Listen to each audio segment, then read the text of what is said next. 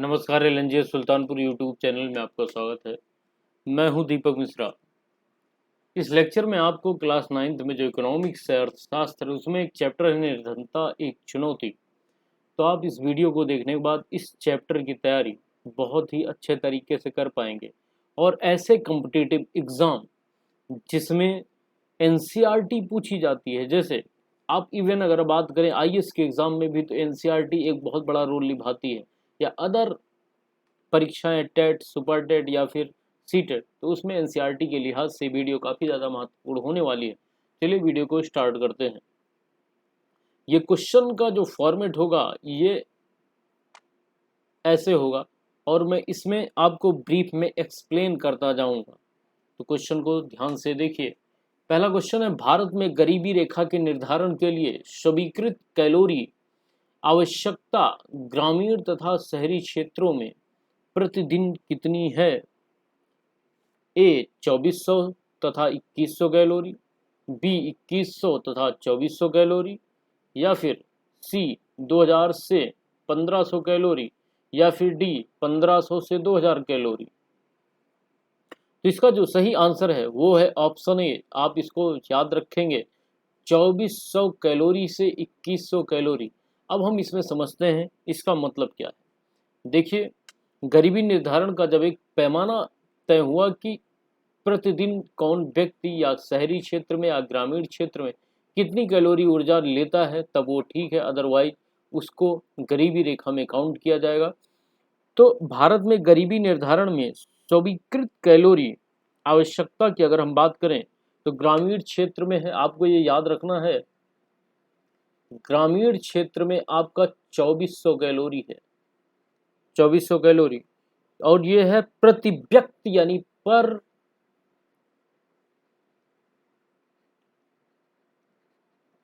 Man और women, प्रति व्यक्ति या फिर प्रतिदिन, यानी पर डे का ये रेशियो है। अगर कोई ग्रामीण क्षेत्र का निवासी है तो पर डे अगर वो 2400 किलो कैलोरी से कम लेता है तो उसे हम गरीबी रेखा में काउंट करेंगे।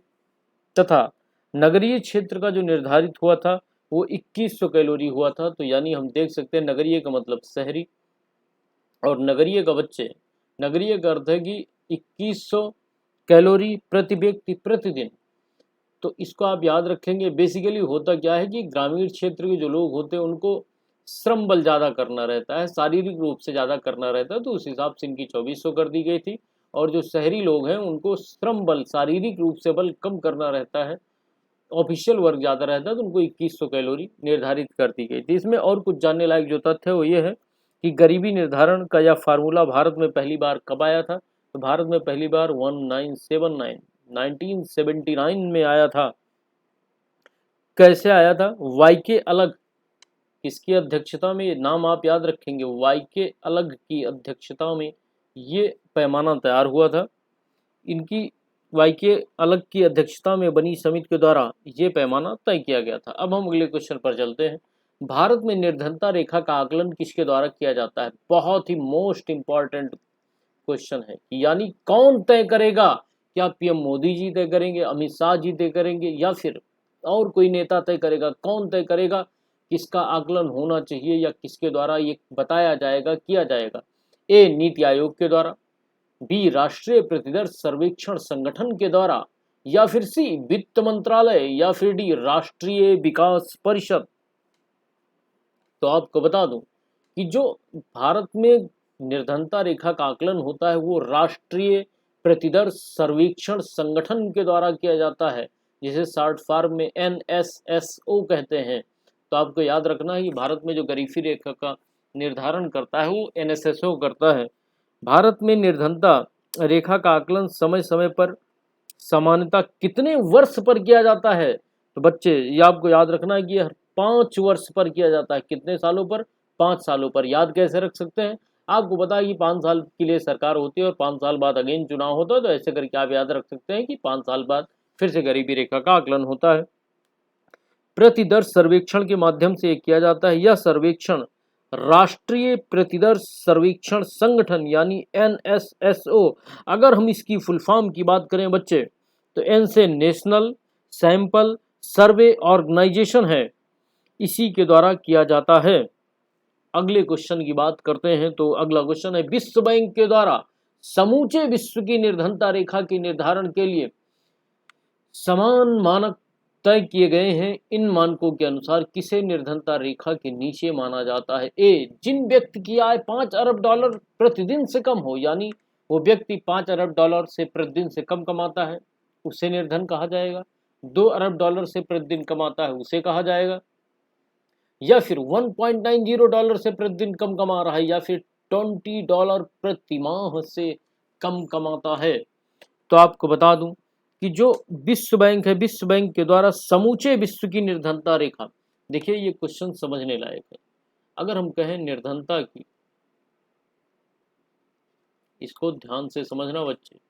भारत में अगर हम बात करें तो भारत में NSSO करता है, और अगर हम बात करें पूरे विश्व की कौन करेगा, तो बच्चे पूरे विश्व की विश्व बैंक है या फिर वर्ल्ड बैंक करता है। कौन करता है? वर्ल्ड बैंक करता है। वर्ल्ड बैंक कहता क्या है? तो बच्चे वर्ल्ड बैंक जो कहता है, विश्व बैंक के द्वारा समूचे विश्व की निर्धनता रेखा के निर्धारण के लिए समान मानक तय किए गए हैं। इन मानकों के अनुसार जिन व्यक्तियों की आय कितनी डॉलर से कम, जी हाँ, सी इसका सही आंसर है, जिन व्यक्तियों की आय 1.90 डॉलर प्रतिदिन से कम होगी, उन्हें निर्धनता रेखा से नीचे माना जाता है। आपका अगला क्वेश्चन है, नीचे दिए गए भारत के विभिन्न सामाजिक समूहों एवं आर्थिक समूहों में सबसे अधिक निर्धनता अनुपात किसमें पाया जाता है? ए, अनुसूचित जाति में, अनुसूचित जनजाति में, माफ करिएगा। बी, ग्रामीण खेतीहर मजदूर में। सी, अनुसूचित जाति में। या फिर डी, नगरीय अनियमित मजदूर में। तो इसका जो सही आंसर है वो एक्सप्लेनेशन के साथ समझते हैं। देखिए निर्धनता रेखा में इसका जो सही आंसर है वो होगा ए। अब हम इसको एक्सप्लेन करते हैं। निर्धनता रेखा से नीचे के लोगों का अनुपात भी भारत में सभी सामाजिक समूहों और आर्थिक वर्गों में भी एक समान नहीं है। अनुसूचित जनजातियों में 100 में से 51 लोग अपनी आवश्यकताओं को पूरा करने में असमर्थ हैं। इसी तरह नगरीय क्षेत्र में 50% अनियमित मजदूर निर्धनता रेखा के नीचे हैं। इसका मतलब क्या है? इसका मतलब ये है बच्चे कि जो अनुसूचित जनजाति है, इसका सही आंसर वो है। क्यों है?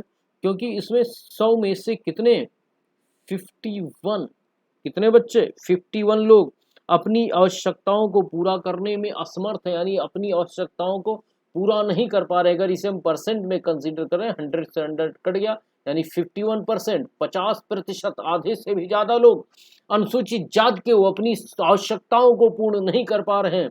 दैट इज कॉल्ड अनुसूचित जनजाति। और अगर हम बात करें बच्चे कि नगरीय क्षेत्र में, तो नगरीय क्षेत्र में अनियमित मजदूर जो हैं उनकी संख्या जो है वो 50% तक है गरीबी रेखा में। तो कहने का मतलब अनियमित मजदूर होते क्या है? मजदूरी का वह रूप और जो अनियमित हो, कोई नियम नहीं है कि भाई डेली वर्क मिलेगा, कभी मिला कभी ना मिला, तो ये अनियमित मजदूर है। अगला क्वेश्चन है, राष्ट्रीय ग्रामीण रोजगार गारंटी अधिनियम, मोस्ट इंपॉर्टेंट क्वेश्चन है, मोस्ट IMP क्वेश्चन है। राष्ट्रीय ग्रामीण रोजगार गारंटी अधिनियम 2005, ये आपसे यही पूछ लेता है राष्ट्रीय ग्रामीण रोजगार गारंटी अधिनियम कौन सा। तो आपको याद रखना है बच्चे 2005 के संदर्भ में नीचे दिए गए कथनों पर विचार कीजिए, यानी क्या ये अधिनियम जब बना तो उसमें ये बातें थी या नहीं थी, आपको यही बताना है कौन कौन से सही हैं। देखिए फर्स्ट जो ऑप्शन है वो है, यह विधेयक प्रत्येक ग्रामीण परिवार को 100 दिनों के सुनिश्चित रोजगार का प्रावधान करता है। क्या ये सही होगा? इनमें यानी इसमें प्रस्तावित रोजगारों का 1/3 महिलाओं के लिए आरक्षित है। क्या ये सही है? या फिर इस कार्यक्रम के अंतर्गत अगर आवेदक को 30 दिन के अंदर रोजगार उपलब्ध नहीं कराया गया तो वह दैनिक रोजगार भत्ते का हकदार होगा। तो उपरोक्त में से कौन से कथन सही है? चलो बच्चों इस पे हम डिस्कस करते हैं। हालांकि इसका जो सही आंसर है वो है फर्स्ट एंड सेकंड, यानी पहला सही और दूसरा सही, तीसरा नहीं। समझते हैं है क्या? देखो बच्चे, राष्ट्रीय ग्रामीण रोजगार गारंटी अधिनियम सितंबर 2005 को पारित किया गया था। पारित का मतलब होता है कोई कानून बन जाना। यह विधेयक देश के प्रत्येक ग्रामीण परिवार को 100 दिनों के सुनिश्चित रोजगार का प्रावधान करता है। कहने का मतलब यह है कि इस अधिनियम के तहत ग्रामीण जितने भी परिवार हैं उनको 100 दिनों के सुनिश्चित रोजगार का प्रावधान मिलेगा, यानी 100 दिनों का रोजगार मिलेगा। प्रस्तावित रोजगारों का 1/3 रोजगार महिलाओं के लिए आरक्षित है। मान लो जो भी रोजगार है उसका 1/3 यानी 1/3 महिलाओं को रोजगार दिया जाएगा, यानी कुल 3 है तो 3 में से 1 महिला होगी और 2 पुरुष होंगे, इसका ये अर्थ है। इस कार्यक्रम के अंतर्गत अगर आवेदक को, समझना बात को, 30 क्यों नहीं है, अगर आवेदक को कितने दिन के अंदर बच्चे, ये होना चाहिए 15 डेज, 15 दिन के अंदर रोजगार उपलब्ध आपको नहीं होता है तो वह दैनिक रोजगार भत्ते का हकदार होगा। ये अधिनियम ये सारी बातें कहता है। अगला क्वेश्चन है, प्रधानमंत्री रोजगार योजना से संबंधित नीचे दिए गए कथनों में से कौन सा कथन सही है? फर्स्ट, इस योजना को 1993 में आरंभ किया गया था, या फिर इस योजना में ग्रामीण एवं छोटे शहरों के शिक्षित बेरोजगार युवाओं को शामिल किया गया है। क्या इसमें केवल एक सही है या फिर केवल 2 सही है? अगर दोनों सही है तो आप उससे कह सकते हैं कि 1 और 2 दोनों सही है, या फिर कोई भी नहीं सही है, ना 1 और ना 2, तो समझते हैं इसका सही आंसर है ऑप्शन सी, 1 और 2 दोनों, यानी दोनों सही है। समझते हैं है क्या बच्चे? देखो, प्रधानमंत्री रोजगार योजना का आरंभ जब हुआ था तो 1993 में ही हुआ था, यानी 1993 में प्रधानमंत्री रोजगार योजना की शुरुआत हुई थी।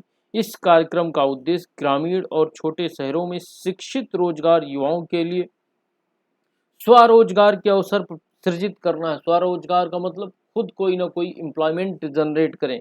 इसके अंतर्गत युवाओं को लघु व्यवसाय एवं उद्योग स्थापित करने में सहायता दी जाती है। सीधा सा इसका मतलब यह है कि प्रधानमंत्री रोजगार योजना, इसमें क्या करना है भाई, 1993 में लाया गया।